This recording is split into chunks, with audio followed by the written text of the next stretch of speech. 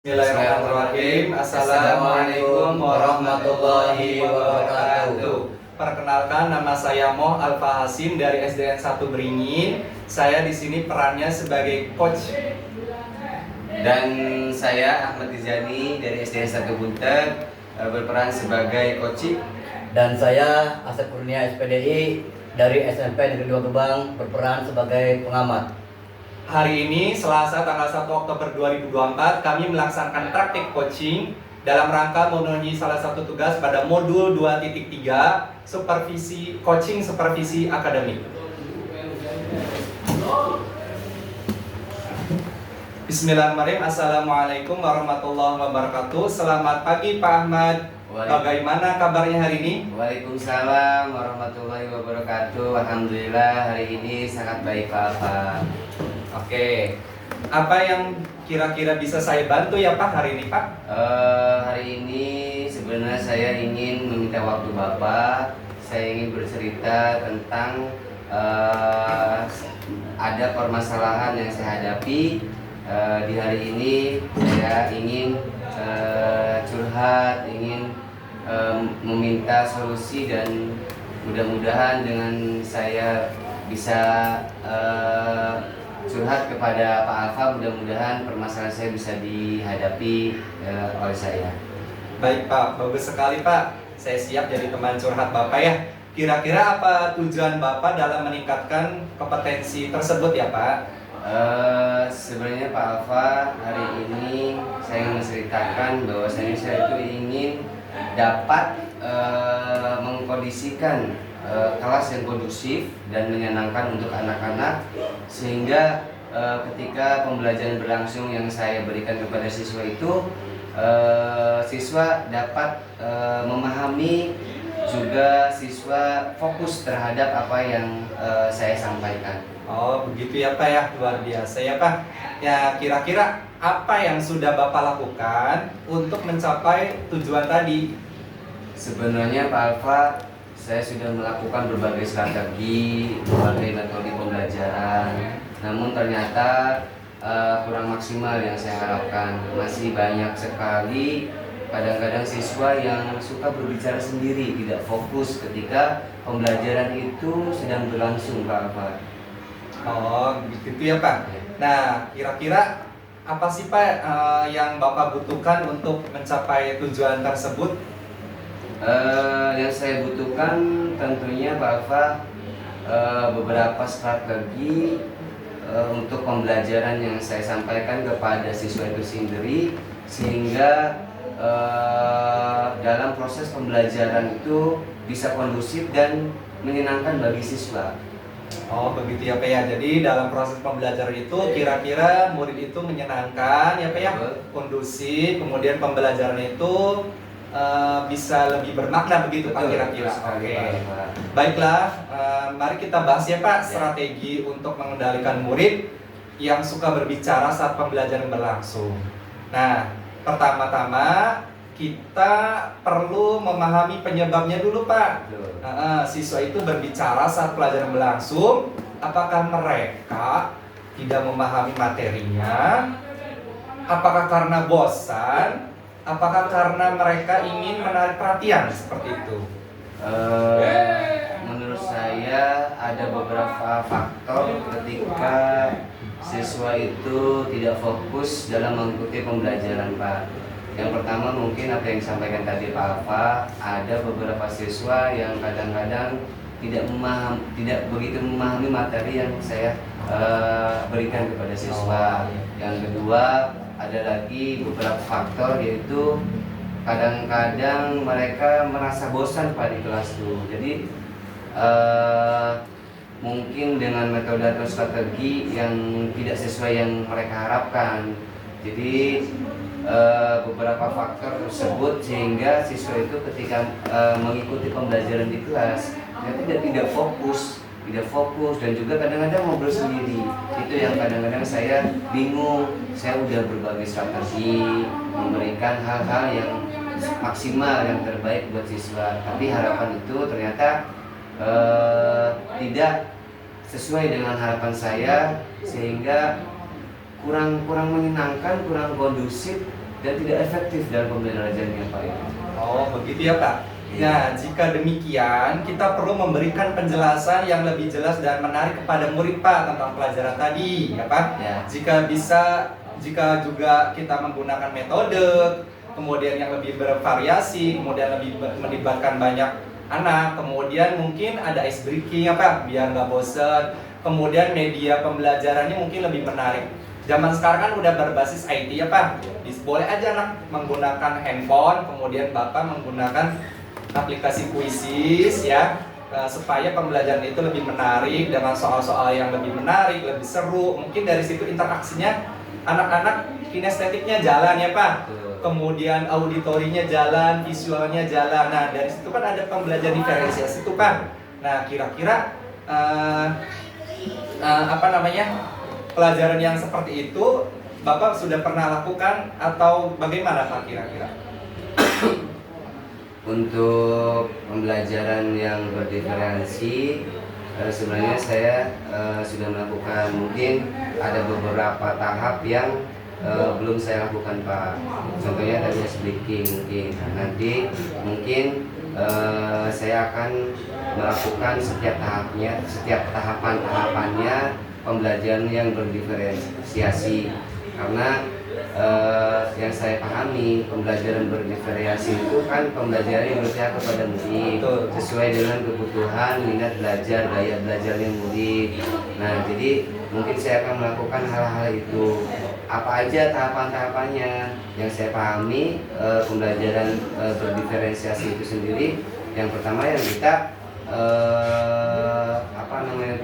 asesmen awal, yaitu diagnostik. Kita mencari ataupun mengambil data sesuai dengan kemampuan siswa itu sendiri. Nah, jadi nanti kedepannya saya akan melakukan hal seperti itu, sehingga apa yang saya harapkan untuk membuat pembelajaran yang kondusif untuk siswa dan menyenangkan, mudah-mudahan bisa saya lakukan Pak. Selamat mencoba ya Pak ya.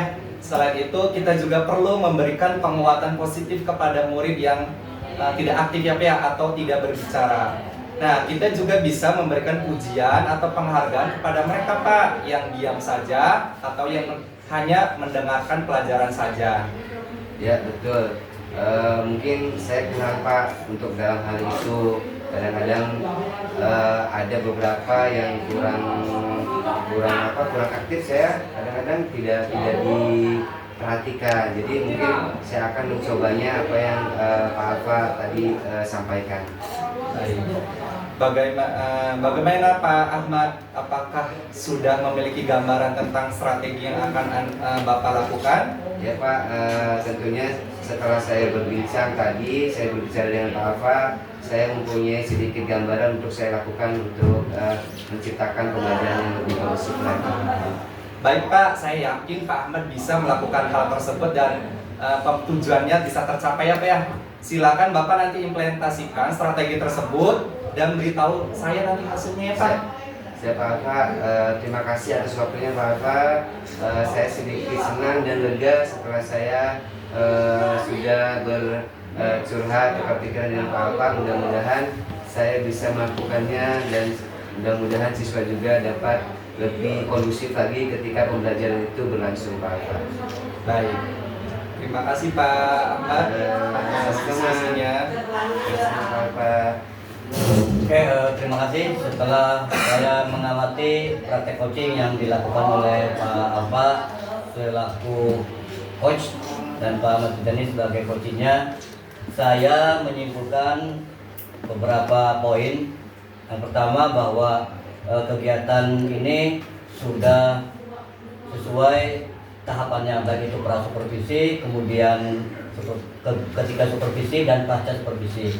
Nah, dari data itu juga saya tadi mencatat beberapa poin tentang tahapan kita yang semuanya sudah dilakukan, baik itu ada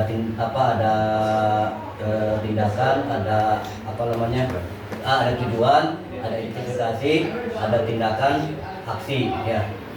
Dari beberapa yang tadi disampaikan baik itu oleh coach dan coach semuanya sudah terpenuhi tahapan ceritanya. Baik Bapak Ibu, itu yang bisa saya sampaikan sebagai observer ataupun pengamat pada kegiatan praktek coaching hari ini dalam rangka memenuhi tugas modul 2.3 yaitu tentang coaching pada supervisi akademik. Terima kasih.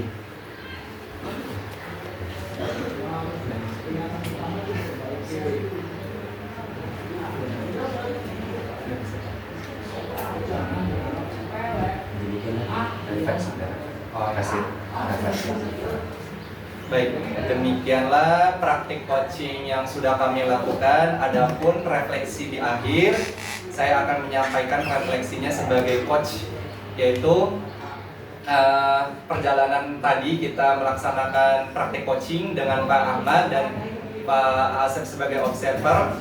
Saya merasa menjadi seorang coach itu perlu kompetensi Tirta. Melalui alur Tirta tersebut, saya berupaya menggali potensi Pak Ahmad sebagai coach, ya karena saya juga yakin bahwa setiap guru itu punya potensi-potensi yang lebih baik untuk digali dan lebih dalam lagi.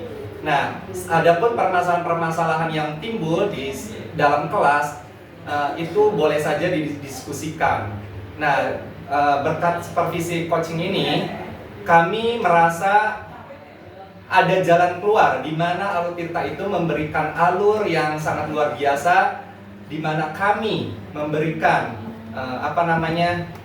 saling bertukar pikiran untuk menyelesaikan permasalahan tersebut dengan tidak menggurui dengan tidak memaksakan kehendak Pak Ahmad harus begini dan begitu. Tapi saya sebagai coach itu berupaya Pak Ahmad dibimbing, kemudian secara perlahan-lahan Pak Ahmad kemudian mengeluarkan atau mampu berpikir secara sistematis sehingga potensi-potensi tersebut akan keluar dengan sendirinya. Kemudian Pak Ahmad ketika menyampaikan permasalahan secara alur tadi Tirta, dengan sendirinya Pak Ahmad juga memikirkan solusi yang terbaik.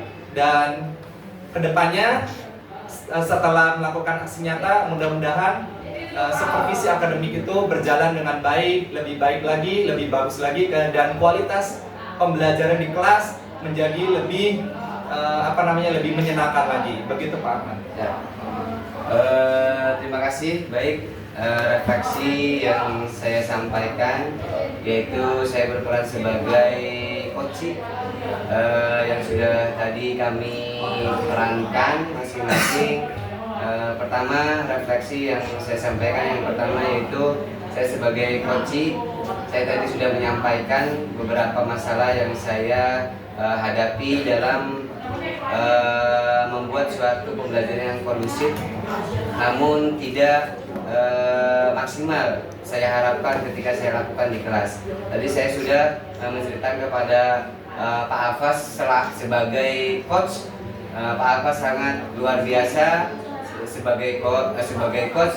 Tadi yang memantik suatu pertanyaan-pertanyaan yang membuat saya sehingga menemukan suatu solusi yang saya hadapi.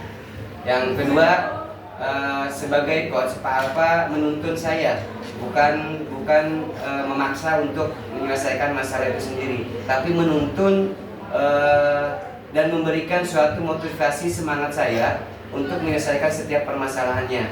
Jadi setelah saya melakukan berperan coaching ini, saya sangat senang dan juga memahami tentang alur Tirta itu sendiri, bahwasannya coach dan coach itu saling berperan, memiliki perannya masing-masing.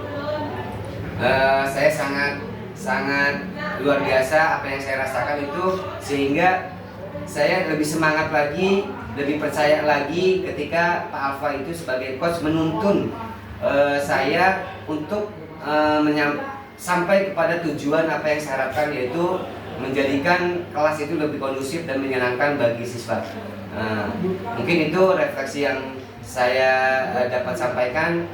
Mudah-mudahan ketika ada permasalahan di sekolah kita masing-masing dengan pembelajaran coaching ini kita semua dapat sesuai, dapat menyelesaikan setiap permasalahan yang ada. Terima kasih. Demikian